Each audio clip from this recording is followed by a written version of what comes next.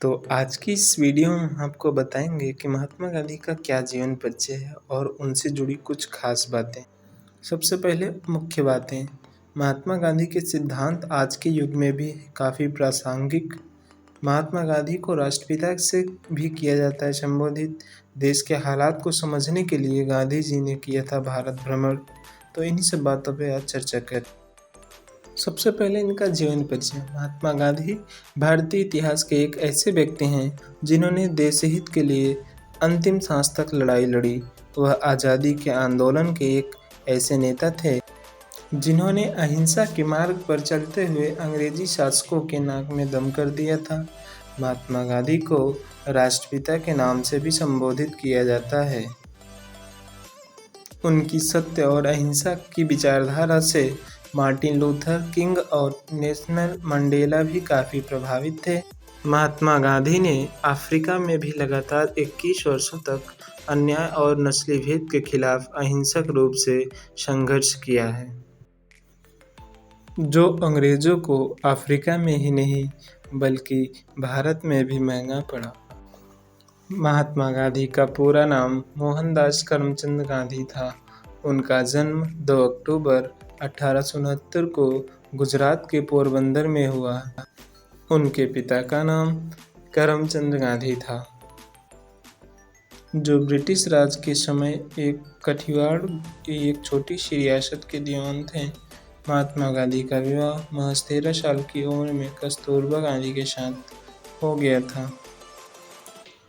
विवाह के 2 साल बाद गांधी जी के पिता का निधन हो गया और पिता की मृत्यु के ठीक 1 साल बाद उनकी पहली संतान हुई, लेकिन दुर्भाग्यवश जन्म के कुछ समय बाद ही उसकी मृत्यु हो गई।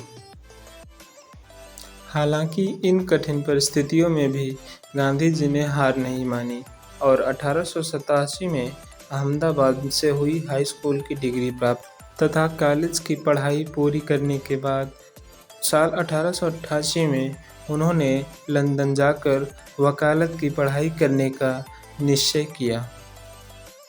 इस घटना ने गांधी जी को किया था प्रभावित।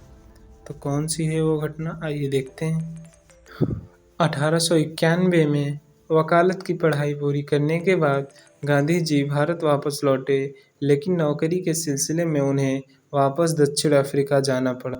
23 साल की उम्र में वह दक्षिण अफ्रीका पहुंचे थे और 1 सप्ताह बाद डरबन से प्रोटोरिया की यात्रा करते समय उन्हें धक्के मारकर व पीटकर ट्रेन से नीचे फेंक दिया गया, जबकि उनके पास फर्स्ट क्लास का टिकट भी था। यह नस्ली भेद का कारण था।